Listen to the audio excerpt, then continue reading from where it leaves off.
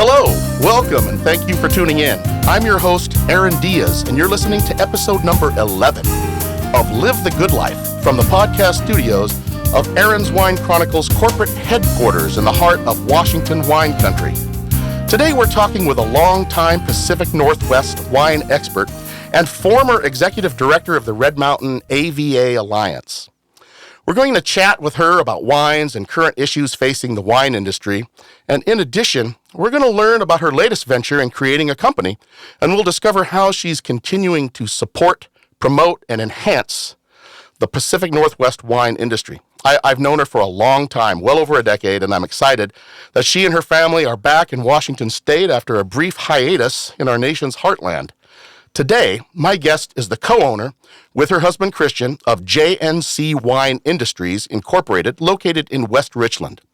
She has managed tasting rooms, wine tasting rooms, and wine clubs. She's an expert wine educator and one of my favorite wine people. Let's welcome Jenn Nance to the show. Wow. You've got quite the following. The applause, I mean, it's deafening. That's pretty good. They usually don't clap that much for my brother Adam when he co-hosts. Well, have you met Adam? The audience actually loves Adam. Who doesn't love Adam? Yeah. Some of the people he's arrested. Well, they just don't have a good sense of humor about it. As we're doing this, he doesn't know that you're a guest on the show. I hadn't told him yet. And I was just over at his house for dinner last night. I forgot to mention, hey, Jenn is going to be on the show. He didn't realize. He didn't.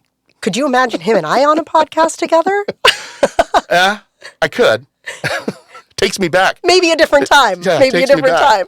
I just want to thank you again, Jenn, for taking time out of your day to come down and join our podcast. Why don't you give us just a brief little background and introduce yourself to our audience? Sure. Well, first of all, thank you so much for having me. As you mentioned, it's been, I don't want to say how many years that we've known each other. A lady never tells her age. But it's, what a wild ride it's been. I started with my degree in global wine studies from Central Washington University. I was the first graduating class from that program, which has since been morphed and I think modified a little bit. Got a job right out of college in, 2009, which was kind of an anomaly at that time. And, quite honestly, a marketing degree for the wine industry was a lot more fun than a business degree. So Here we are. And then I got to meet really fun people like yourself. And, you don't meet too many angry people in dealing in wine. Are you saying that I was an angry bird? No, but have you met your brother? No. He does have a little side to him. There's a side to him that it's the arresty side that we didn't want to see too much. Yeah. But, it's been a wild ride. The industry has really evolved in the last 10, 15, 20 years. Mm-hmm. And I've just been really fortunate to kind of grab on and take it for a ride. Yeah. It's been a long time, like you said. I'm thankful that you're able to join us after all this time. And before I actually get too deep into the interview, I was racking my brain, what's left of it anyway, trying to figure out, when was the last time that we actually hung out? And I think it was just a few days before you actually left Goose Ridge. I think so. We were going into Goose Ridge quite a bit, right? Yeah. I was a regular there. Yes. And you were there a lot, not all the time, because there were other folks that would serve the wine. You were doing other things too. But I think just within days of you actually leaving, that was probably the last time I saw you in person. I think so. Well, and we had that fantastic dinner here with Greg and Shay Frechette. Right. But that was right around the same time. Yeah, I think it was before, though. Before. Wasn't it? I think it was before. I think. Yeah. Honestly. Again, it's hard. The COVID years. Yeah. Everything is either last week or 5 years ago, and we have no frame of reference. We had a lot of fun wine tasting conversations. Some of them became very lively and animated, as I recall. What? It was so hilarious because my brother, Adam, who is the co-host, the audience knows Adam, he would come in with me quite often, and he would bring his deputy dog, the guy from the Royal Canadian Mounted Police, Kurt was his name, big, tall Canadian dude.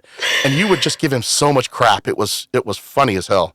But since that time, a lot has gone down. A lot has happened. But I don't want to get derailed here. This interview isn't about me. The audience knows me. they really probably don't know you that well. So, I would, before I really get into this, I would also like to introduce the fact that, we do have this tradition here at the Live the Good Life podcast, and that is we're always enjoying a good libation when we do an interview. Cheers. And the fact is we've got this great cab that we're drinking, and cheers to you, Jen, for finally making it back to the Northwest and from being on the podcast. So this wine, before we get too deep, is a canvasback Red Mountain Cabernet Sauvignon. 2016, it's known as the Grand Passage, which is the high-end flagship wine of canvasback out in the south side of Walla Walla. Shout out to Brian Rudine. Yeah, and I fell in love with that wine back when they first rolled it out. And I think I have one more bottle after this, and then I'm done with my stash. And it is just delicious to me. It is. I ranked it quite highly. Okay, so a little bit more detail. Since about 50% of my audience probably doesn't know who you are, and they're likely listening from some maximum security penitentiary somewhere. Shout out to Adam. Yeah. Maybe you could start by helping us understand, you from a little bit more detail about your family and your husband and what you're, where you're at right now in life. Oh, man. So my husband and I met at Central Washington University. He was on the extended track of, that 6-year doctorate, but got his BS. Shout out to Central Washington University. Yeah. No, both of my brothers went to Central Washington University too. Yeah. Yeah, it's a fine institution. I obviously got my MRS degree while I was there. But we met. We've been together since we were 20 and 21. I think, just wee babes. Wow. Graduated. It is funny. Christian. I still, to this day, don't even know what his degree is in, quite honestly. He's your husband. What's that? He's your husband. What? Huh? But he has some minors that have become quite handy. We just got back we have 2 little boys, 9 and a 5-year-old. We just got back from the Dinosaur National Monument in Utah. So Christian's geology degree came in very handy. Seriously. Understanding the rock formations. It was riveting. That's funny. So yeah, we moved down here in 2009 when I was offered a position at Goose Ridge, and we did take a little hiatus from being in the Tri-Cities, but we have been down here predominantly. I mean, we consider this home now. So we both grew up on the west side and always thought that we'd make it back there until as adults we realized what that would mean, and that wasn't something that was in our path. So this has been, this has been home, and we've met some incredible people down here, and it's, yeah. And you now live in West Richland. We do. Yep. Okay. We lived in West Richland, took a little hiatus, moved back to West Richland. So to clarify for the audience who maybe not Tri-City natives, they may be listening in from Tokyo or who knows where. Yeah. This is an internationally syndicated 78 different languages podcast. Obviously. So anyhow, that's like Christian's worst nightmare, hearing me in 78 different languages. But for those who don't know, when she says Goose Ridge Winery is located out on Dallas Road in West Richland or South Richland? That's a great question. I think it's South Richland. It could be, but it could be Benton City. It could be West Richland. Yeah, it could be Richland. But it's local. It's kind of in our area, and it's been there for a while. Yeah. And then when she's talking about Christian, her husband, he kind of also looks like Thor without the hammer. Big dude, really nice guy, but he's got a bunch of degrees, which I'm learning just for the first time. But I jokingly texted you the other day, and I said, "Hey, tell Thor I said hi." I didn't get a response. I wasn't sure if I offended. Oh yes, because I'm so easily offended.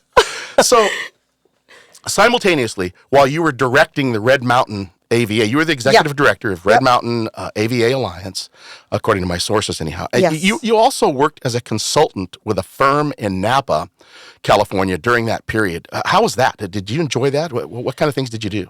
I did.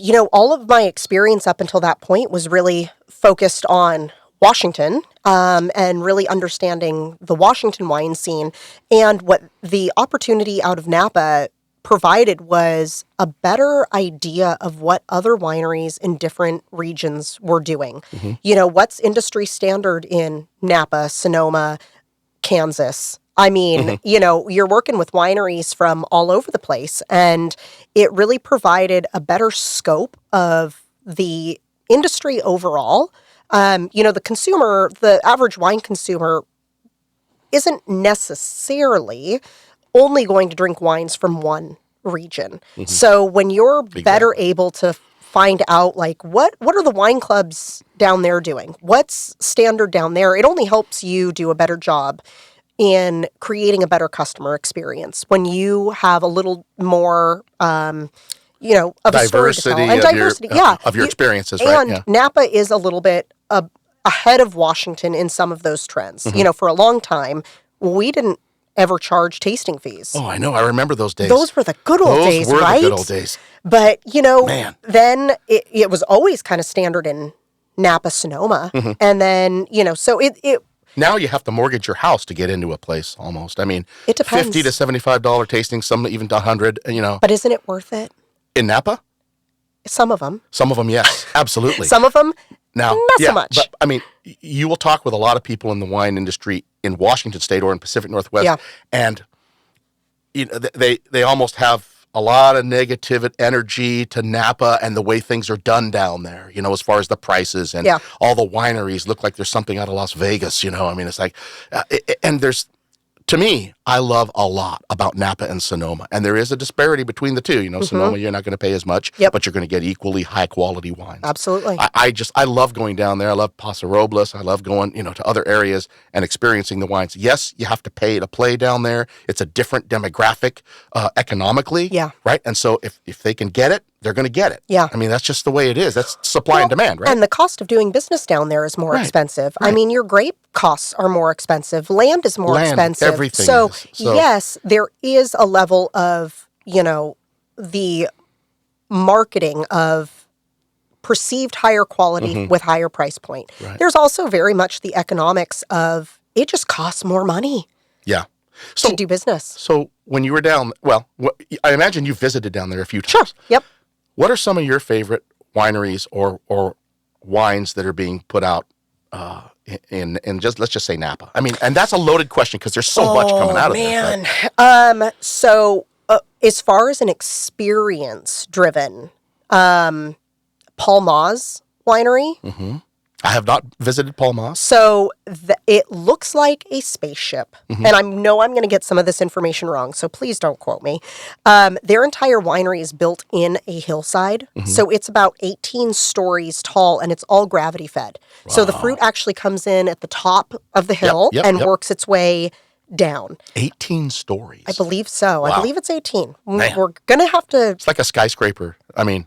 And it's crazy. It's buried in a hill, right? And they do such a small production. But that is an experience for me that has very much stood out. Because they spared no expense on... And the wines that they're putting out, they're phenomenal.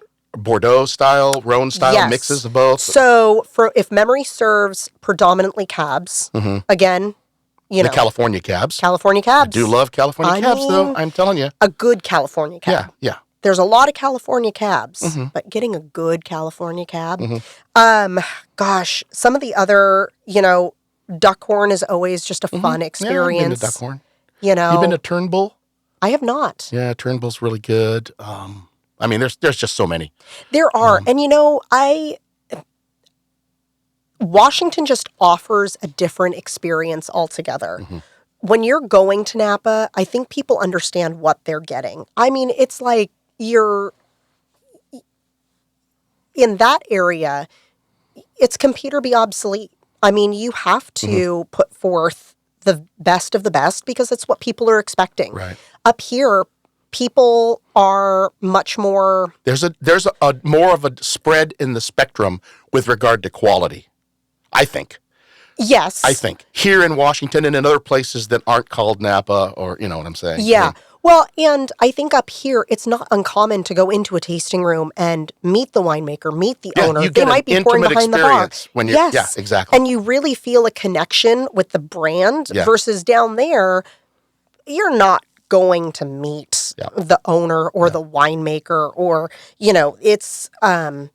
it's just a different experience altogether. But what I will say, though, at least from my experience, is that the creme de la creme of Washington wines are competing now more so than ever with the quality of what's coming out of the creme de la creme of the California wines. Yep. Well, and when you look at price per score ratios with Washington versus Napa, I mean, Washington... And QPR, too, quality to price ratio, which is a big thing for me. Although that is much more subjective. I mean... Scores are also subjective. Yeah. I don't want to get into a very heated political debate around scores. Right. I mean, it's all sensory based. It is. And, that was always my least favorite question in the tasting room is like, well, what's the best wine?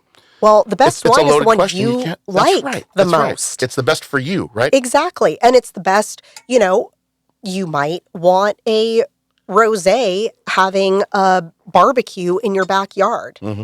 You might not want that for Christmas dinner. I mean, it's such a loaded... Wine is so tied to experiences and memories that... What you're pairing it with, oh my gosh, who you're with, what the discussions you're having, the time of life that you're drinking that wine. Yep. Because I've had wines when I was in my 20s or 30s that take me back to a certain period, whatever, and then I have the same wine, whatever. And it's garbage. And it might be, yeah. Yeah, because you evolve, right? I mean, everybody evolves in wine. Exactly. Their own tastes. Exactly. That's why so many people have fond memories of Mad Dog 2020. Yeah. Not exactly something you might consume now. Yeah. But, memory driven. Mm-hmm. Well, so, you did the Napa stint where you were a consultant, but you were located here in Washington. And then when you actually abandoned your following, me included, I think I was the president of your fan club at the time. Yeah. But your first stop when you left Washington was Nebraska. Now, of all the forsaken places on the planet, why Nebraska? I mean, did your husband's have family there, or why did you pick? Did you just throw a dart against the map? And yeah, this is obviously coming from someone who has never experienced the glamour of North Platte, Nebraska. North Platte. I thought maybe Lincoln, right? But no, it wasn't Lincoln. No. Oh my gosh. North Platte, Nebraska. So my husband, with his many experiences, actually took a position with Union Pacific Railroad. Okay. So he was a manager with Union Pacific. I got the opportunity to move to North Platte, Nebraska while about 8 months pregnant with our second son. So we moved to North Platte. We were there for about 6 months. Really? So it was pretty quick. I mean, it wasn't like... Oh, yeah. No, he was there... you weren't homesteaders or anything like that where you went... planted corn and, Everyone else had corn. Why would we need it? No, but North Platte, that was an experience for sure. That was not foreseen on my, right. When you're envisioning your life. When you signed up and said I do, you weren't thinking Nebraska. I didn't think North Platte, Nebraska. So from Nebraska, you headed north to Minnesota, don't you know? In January. So what motivated you to go to Minnesota? Was it that you had this yearning to churn your own butter? I mean, what? So the fun thing with that is when you work with Union Pacific, they tell you where you're going and when. I've known some very close friends who were neighbors of mine in West Richland who both worked for BNSF, Burlington Northern, Santa Fe. And I know the routine. Yep. I mean, they have to up and go after a certain amount of time. Yep. They'll sell your house for you. Oh, it's a great system. It is. It's a great system. I'm telling you. And the railroad retirement, it was an experience. I actually loved St. Paul. So we lived on the St. Paul side. St. Paul and Minneapolis remind me of Seattle in the 90s. Okay. Great food and wine scene. Younger demographic, younger families. Yeah. The food scene is really good there. It's really good. I mean, I could probably do without cheese curds for a long while. Right. It was, shockingly cold. We were there, and there was I heard the police force is really good there. I'm sorry, I shouldn't even bring that up. That's too soon. Yeah. Too soon. No, but... we had already moved at that point, but our house was only like half a mile From where the cop. incident? No, from where the cop lived, where they were protesting. One guy? I was like, man. I'm glad we have moved out of there. So how long were you in Minnesota? 18 months. Okay, that's where you actually stayed a little bit longer. Yeah, we did. And you know what? Minnesota was a lot of fun. I mean, I've been to Minnesota we kind a few of, times, yeah. we viewed it as we're not going to be here forever. Let's be tourists. Take advantage of it. Yeah. Yeah. Like, why would we not go see ice castles? And the mall and all of that stuff. Right? The mall is very lackluster. Yeah, it is. It's I've been there a couple times. I'm like, five okay, I don't need to see stories it anymore. of South Center. It's like all the how same many? stuff. It's Yeah, all the how same many stuff. lids Right. stores can you possibly With different have? names. Yeah, I mean, whatever. in one mall. But I did love their sky bridges. Those were Yeah, that was great. That was great. yeah. And a lot of wine. Sent a lot of wine to myself. And the state bird is a mosquito. Is that right? It might as well. Yeah, yeah. Now, the I state got fair, eaten alive one summer when I went there to a conference, and it was on a resort in some lake. Of course, there's 1,000. There's like a million lakes, yeah. 10,000, 100,000 lakes. It's like whatever. 11,837. Ooh, you did your homework. I made it up, but we can fact check it later. So after all of this gallivanting around, you end up back in West Richland, correct? And that's around the 2019, 2020 timeframe? Yeah, so December of 19 is when we moved back. Christian actually came back in October of 19, and I was left to sell the house. Okay. Fun. Okay. Yeah. But it worked. It worked. And Perfect Now, timing. Hindsight. so that means 2019, 2020. So it's been about 3.5 years, 3+ years. Yeah. Do you have any plans of leaving again and maybe going to Arkansas or the Appalachians? Yeah. I mean, if we could, Oklahoma mostly, but Really? mostly Seriously? after watching Tulsa King. Yeah. I'm just kidding. No. I was thinking Deliverance myself, but Tomato, potato. I don't know. When I use that Deliverance thing, a lot of people have never even seen the movie. It's a 70s movie with Burt Reynolds, right? Yes. And I'm dating myself because that was one of those movies where you're like, okay. Yeah, no, you scarred my life. Oh, but, absolutely it would. I just made my 9-year-old watch Trimmers because it kind of looks like, Tremors, where we were just at, and he loved it. So it's a proud parenting moment. So how did you get started in wine? Was it because of what you did when you went to Central? You chose? Did you have family roots in wine or anything else? No. So you really just said, you know what? I want to get into this, so I'm going to study this. Yeah. Wow. Yeah, and it was shockingly difficult, I will say. Like, when you say it in hindsight, right? Oh, I had to do wine tastings. I had to, it's a... So are you, do you have like a WSET 1, 2, 3s or whatever like that? Or? No, I don't. Okay. There was a certificate program that I did first, and that was more similar to, SOM test. Right. But I didn't want to go into that side of the industry. I mean, I'm a pretty fancy person, but the restaurant scene wasn't. No, I hear you. I worked at enough restaurants. Yeah. I'm good with that. But yeah, so that's how I got into wine. And had a great professor, Amy Muma. She's now in France, living it up. Wow. And for a second there, I thought you said Amy Schumer. I was like, what? No. What? Okay. Oh, you didn't know? No. Yeah. So In it France, was okay. that. I really kind of fell into it. Yeah. And never saw that as I didn't even know that would be a career option. Right. I mean, my family drinks Carlo Rossi. That's why if that's what they're used to, that's what I am. Don't knock it. Listen, different strokes for different folks. That's right. That's right. I think that I'll save the good stuff for you. one of the things that does impress me is your connectedness in the industry, and it's really important in any line of work you go into. I know as a scientist for 34 years at a national laboratory, being connected and having a network, a technical network, is part of. Without it, I wouldn't have aspired to where I have in that line of work, and I probably would have left that line of work and gone somewhere else. And being connected, and you really are well connected in the wine industry, and it just continues to evolve.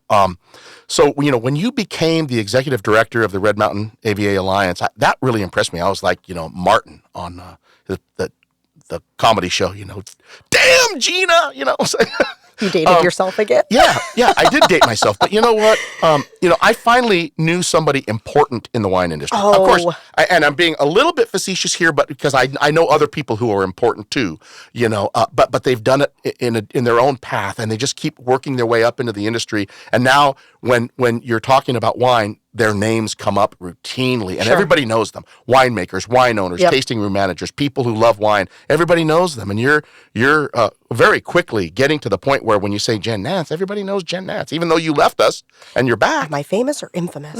I would say you're famous, a little of both. But It depends on who you ask. But so talk a little bit about the impact that being the executive director of the AVA Alliance on Red Mountain. How did that help bolster your connectedness with what you want to do down the line? It exploded. Had to be impactful. It was. And I didn't really at the time think that it would be as impactful as it was. I was the same person. I had the same knowledge base. It just added credibility, I think. For sure. Especially being younger in the wine industry. The wine industry has a lot of nomads. There's a lot of people that, can kind of float, and which is great. And that is a definite path for a lot of people. I see it a lot. It's a lot. There's a lot of people. I see people bouncing around from place to place. And it's, yeah. That's part of the industry, I think. It is. And, I really enjoyed my position with Red Mountain because it was a lot of strategic planning, and not necessarily focusing on one winery and their objectives, but how do you really market a region? How do you market a state? How do you how do you set yourself apart from some of these other players that maybe have a bigger marketing budget, that have, if you want to go toe to toe with, the wine consumer wants to have, Napa, Sonoma, Walla Walla, but I wanted them to have Red Mountain in there as well, and leverage our marketing partners with both winery partners, things like the Wine Commission, and really help them tell their story through the Red Mountain story. Yeah. And so it opened up a lot of doors. It opened up a lot of different perspectives for me as well. And just seeing, you have wineries that are 500 cases, you have wineries that are 50,000 cases, and everything in between. And there's no right or wrong way of doing it. There's just different stories to tell. And how do you weave those stories to also tell the story of Red Mountain and Washington State? So I loved it. That's awesome. So from that, then you ended up getting engaged with Passing Time? Right? Yeah, so I have actually worked with Passing Time since the spring of 2015. Well, and you still are, right? You're still am. engaged with them. Okay. Yeah. Tell me about it. Now, so I'm not really familiar with Passing Time wines.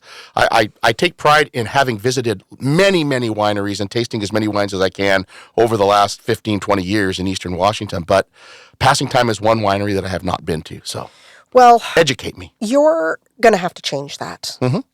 So Passing Time is another kind of fun. It's a fun story. So again, in my vision, right? If you told me that in my career, I would be working with Damon Heward and Dan Marino, I don't know that I would necessarily believe that to be true. But I was connected with them through the woman that I was working with out of Napa. And she needed some help in Washington State specifically for this brand. And we had the first release event in the spring of 2015. And I have been working with them ever since. We clicked and I understood the brand. And they are very passionate about and very involved. I think that's part of the surprise for people is, well, really, how involved are they? Some days I would say too involved. Micromanager Dan Marino. It's funny. I work with Damon. Damon is the managing partner. Okay. And I work with Damon every day. Okay. I mean, If you look at my Well, that call means log, they have passion for their product. they do. I mean, they do. And there's nothing wrong with that. there's not. And it really is a team effort, a collaborative effort. Although I do tell Damon and Dan that I'm now the quarterback. Right. They're my backups. You ever call a personal foul on them or anything like that? I call an audible. I'm also learning football definitions because I'm not necessarily a football fan. Right. But they are the entire passing time team with, so Kevin Hughes and Doug Donnelly are also owners, two gentlemen out of Seattle, genuinely incredible people. Love working with them. It really is a team effort. What are some of the flagship wines that Passing Time puts out? So the Horse Heaven Hills. Oh, I love Horse Heaven Hills. So they do 3 cabs that are AVA specific. Horse Heaven Hills, Red Mountain, Walla Walla. Okay. There's also a red blend, a Chardonnay, and we also have a Merlot, which we do about 75 cases of, as well as a single vineyard. It's called Block 1311. This is how into football I was. Numbers 13 and 11. I saw a picture of Dan and Damon next to each other. So Damon was Dan's backup with the Dolphins. And their numbers were 13 and 11. And I was like, oh my gosh, how crazy the block was named that. And they're like, we called it. I did not know that you called it that because of your numbers, because I didn't pay attention. So, it's a single block out of Wallula, formerly known as the Benches, down on the Columbia River, arguably one of the most picturesque vineyards in the state. Yeah. So just a fun project. And it's a relatively small, there's not regular tastings. You have to have appointment only? Not even appointment. Not even it's appointment. just releases. Oh, okay. And it's been a blast. It's been a lot of fun. Cool. Yeah. So what are some of your top wineries and winemakers in the state? I mean, you don't have to give me a long list. I just like, if you had to name, and I know you want to probably be biased because Passing, I know that, but outside of Passing Time, what would you, how would you? So Chris Peterson is the winemaker for Passing Time, and I think he has done a fantastic job. He also is a partial owner of Avenia Winery, which just opened up on Red Mountain. I just tasted there last week. Perfect. So some of the other winemakers that I think are doing the best job in Washington State, I have to give big shout outs to Kendall Mix. Of course. I think Charlie and Mitch with Fidelitas are some of my favorite, and Gilles with Long Shadows. I can't argue with any of those. Can't argue with any of those. I love their wines, all of them. But then it's like, it's so hard. I mean, it is hard. How do you, because there's so many different brands that I love out there, and that it's a loaded question. It is a loaded question. But I mean, from a personal standpoint, everybody has a list of some of their top ones that I they would know that recommend. I'm not going to be disappointed. Right. Anytime I open up one of their wines. That's right. So. No, that's great. So now, or anyone that's free. I'll take free wine is the best wine. It always tastes the best. So changing gears a little bit. Yeah. So let's talk about JNC Wine Industries. Now this is your baby. This is the company that you just recently started. Wow. And so how many years has it been in place? 14. 14. Well, we opened it in 14, so she's almost 9 years. So when you were 14 years old, you started the company. Yes, I had the vision. So was it your brainchild, or was it Christian's, or both of you guys?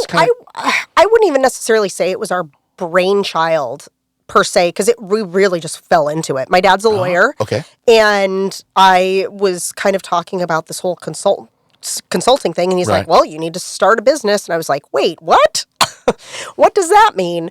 So, we started a business so I could kind of start consulting, and it's snowballed. What kind of services does JNC offer? Predominantly, if direct to consumer. So whether that means I'm helping with strategic planning for wineries, whether that means I'm helping with day-to-day operations, running wine clubs, marketing materials, content writing for email marketing campaigns. So overall, pretty much from A to Z. Yeah. Yeah. And anything kind of in between. If I think I can help, or if someone thinks that I could help, then I'm happy to do that. And how is business going? It's going well. Yeah. Yeah, it's going well. It definitely increased. I was still working when we were, I almost want to say abroad, in the Midwest. Right. And, Kind of like another country, though. Kinda. It definitely increased during the COVID years. Yeah. So JNC offers, categorically, they offer a lot of different niche type services to help wineries do what they do. Yeah. Out of those categories, whether it be sales or wine club or whatever the category that you help with, where do you see the most growth happening in business volume for you when you go out and you canvass a lot of different tasting rooms and you're talking with people in the industry? Where do you see the most growth for you as a business? Strategic planning and marketing. Strategic planning and marketing. Mm-hmm. Mm-hmm. Yeah, there's a lot of wineries that kind of started out with maybe less firm plans and got into it and are needing to either adjust or figure out what directions to go, because there is no right or wrong answer. There is no playbook. There is no, well, maybe ChatGPT has something now, the best way to have a tasting room.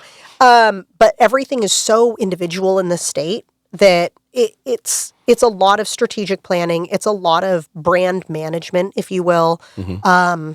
But one thing that I was surprised about is people's willingness, which might not have been the case 5, 7, 10 years ago, for hiring a consultant. There was always this kind of stigma that it's going to be way too expensive. Right. And, I think post-COVID, people are realizing kind of the beauty of having a pseudo-employee without having an employee, that, you don't have to necessarily pay those payroll taxes and have the strict nature of having an employee on your payroll. And is it just you right now working it, the consulting part of it? You don't have a team or anything yet? Nope, it's just me, myself, and I. Although I do lovingly refer to my children as they scream in the background as my when rowdy assistants. On virtual meetings or yeah, something. There were a few meetings, especially right at the onset. You need a room of like this, like the studio, where you can just isolate yourself. I do, but then my house would be burnt down by the time I got out of it. Yeah, no kidding. Yeah, my youngest went streaking behind me on a Zoom call. It's just, why would you not do that on a Zoom call? It was the COVID years. It is what it is. So from the context of owning and operating your own company, and you've been doing it for a number of years now, what is the most challenging thing? What are the most surprising things that come out as a business owner doing wine consulting? I think just the different opportunities and the different avenues that, as soon as you try to pigeonhole yourself, something is going to come up, and I just found that being a little bit more fluid in my approach to things and my outlook to things has opened up more doors than not. And I think that a lot of times people are just looking for a listening ear. They want to make sure they're not crazy because they want some sort of confirmation or validation. A little bit. Yeah. And, there's not a whole lot of, you can look at Silicon Valley Bank, or what was formerly Silicon Valley Bank, used to have kind of a state of the industry. And it always bugged me when it was, here are the Napa metrics, here's the Sonoma metrics, here's the, Paso Robles, metrics. And then they would clump Washington, Oregon, together, Idaho, other states, if you will. And that always bugged me because how are these wineries supposed to get non-anecdotal evidence? Because people are very, rightfully so, secretive about their information. But I think people just want to know that they're on the right track. Or how do you modify that track? Yeah. So in Northwest wine right now, if you look at the landscape, what do you think are the most prevalent issues that are really facing the industry that need to be addressed or improved or evolved for the continued growth and prosperity of the wine industry in the Northwest? Well, I think the biggest strength is also one of the biggest weaknesses, which is the lack of firm identity. So when you think Washington, it's kind of a mixed bag. Right. Napa. Right. When you have think Cab. Oregon, you think Pinot Noir. Pinot Noir. Right? Yeah. Because they've established it. We're kind of a jack of all trades. The problem is it's very difficult to articulate that in an elevator speech. Yeah. And we do everything really good isn't, yes, there's a lot of truth to that. But it's also something that if we're marketing ourselves on a national and international stage, we almost need to, I don't know if it would be a good thing or a bad thing, but tighten up kind of that identity of who we are. So if you didn't own and operate JNC and work at Passing Time and do all the things that you're doing and raising the family, what would you be doing? If it was just you and Christian, no kids at this stage, and you weren't doing the wine stuff, what would you be doing? Sleeping. You wouldn't catching be up on all my sleep that on some Viking long ship obviously, with the wind blowing through your hair. Obviously, trying to play Mega Millions. I don't know. I don't know that answer because this has been such a fun and ride. And you've dove into it, so you've been immersed in it, right? For I have, years. and I really can't envision my life being different than what it is right now. Unless maybe I was a, prison warden or something. Just go straight to the top. Yeah. Well, so I guess what are you looking most forward to right now in the next 2 to 3 years from the standpoint of your engagement in the wine industry? What are you looking forward to? I'm just looking forward to seeing how things evolve. I'm looking forward to, the Washington State Wine Commission has a new executive director. I'm really excited to see what her ideas are for propelling Washington. I mean, Passing Time does a handful of events in South Florida, and just in talking to people in that neck of the woods, I mean, you say Washington and they think DC. So let's get people to understand that we're Washington State and we make wine. And I'm really hopeful that it's going to be a collaborative effort, but really pushing and propelling Washington State forward. And by telling the Washington State story, by doing so many things well, but also being able to fine tune and hone in on what that strategy and marketing are for the state and then subsequently for all of these individual wineries. I mean, it sounds like you're saying that there is still a lot of work to be done in Washington State, and I think everybody would acknowledge that. But is it just Washington State, or does JNC actually branch out to Oregon and Idaho? I don't stalk you, but I saw that you were recently down in the Willamette Valley and Domaine Serene, and you were just saying, "Oh, I love these tours that I was taking. I like those posts." And I was like, "Okay, so you're getting down to Oregon. Do you branch out your services to other Northwest states?" Never say never. Okay. So you're open to it if somebody were to come to you and say, "Hey, we'd like to bounce some ideas off of you." Well, and I think a lot of things are so collaborative anyway that, we have Passing Time has a great relationship with Domaine Serene, and it was a truly exceptional experience. If you have the opportunity, do it. Yeah, we were down there in the Willamette Valley, I don't know, 6 months ago, 4 or 5. I don't remember how long ago. Yeah. Like we were saying, time has just gone with Mountain. Could have been last week. It could have been 3 years ago. We don't know. Yeah, but we had a great time. There were so many beautiful wineries, great wine experiences, great wines, to experience. And that we've just kind of just the tip of the iceberg, really, for us. And just like Washington, right? Like the things that you get in the grocery store or a wine shop from Oregon is such a small fraction of what is available. And it's not really representative. You got to go out. You got to go out and experience it yourself. You do. And it provides you a better sense of place that way. Yeah. So I mean, listen, the more I can experience, because there's always so much to learn in this industry and different perspectives. And, it's incredible the amount of opportunities that there are in this industry. And it really is just in its infancy. I feel like we're just on the cusp. I mean, if you want to talk about the economics of Washington wine, Napa there's a certain point that they can only get so many wineries and so many, planted acres. There's some cost restraints there for planting in Napa. Right. But, Washington has so many opportunities. I mean, yes, we have Walla Walla, we have Red Mountain, and I think they're very underutilized AVAs like the Horse Heaven Hills. Now, Troth and, some of these brands Troth is just are doing love what they're doing out there. As a matter of fact, I was talking to Jeff Andrews. He's going to be on, and I'm going to try to get him out here after the 4th of July. And you want to talk about someone with a great Instagram account. Follow Jeff Andrews. Oh, I know. Jeff and Todd and Ray McKee.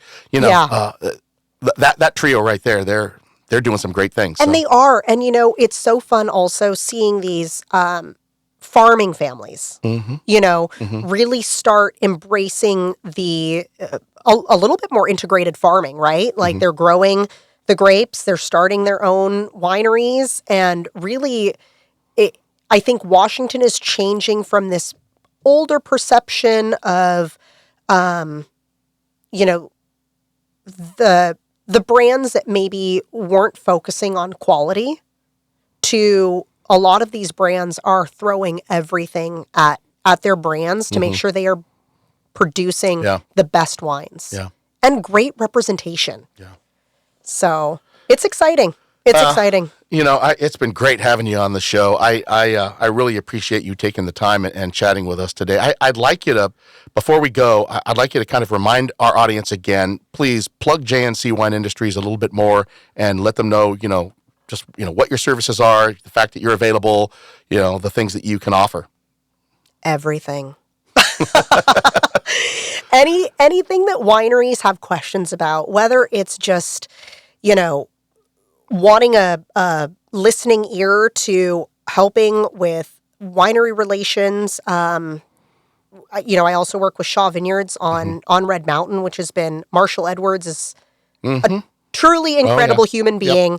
Yep. So great too. My son was just out there this morning showing him all the T-Rex footprints he didn't realize he had in the vineyard. But, anything that people have questions about. How do people contact you? You were talking about you don't quite have a website yet? I don't. It has not. My priority has always been actually working with wineries versus plugging myself. Probably horrible marketing 101. But either, you can always text or email me. I'd be happy to provide you with those, that information. And people can just Google JNC Wine Industries because it will come up. Yes, and I believe my cell phone is listed. I think it is. Yeah. So yeah, anything that people need. I mean, I'm happy to help and really just wanting to elevate Washington and the wineries in it. Well, again, thank you, Jenn, for joining us. It's been an awesome time chatting with you and having you on Live the Good Life. And that's pretty much all we have for today's episode. Again, for more of Living the Good Life, you can find us on Instagram and Facebook at Aaron's Wine Chronicles, or you can go online at aaronswinechronicles.com. And for the video podcast version of the episode, you can visit my YouTube channel at the @ Aaron's Wine Chronicles 6666. So thank you all for listening, and remember, wherever you go, whenever you can, always live the good life. Until next time.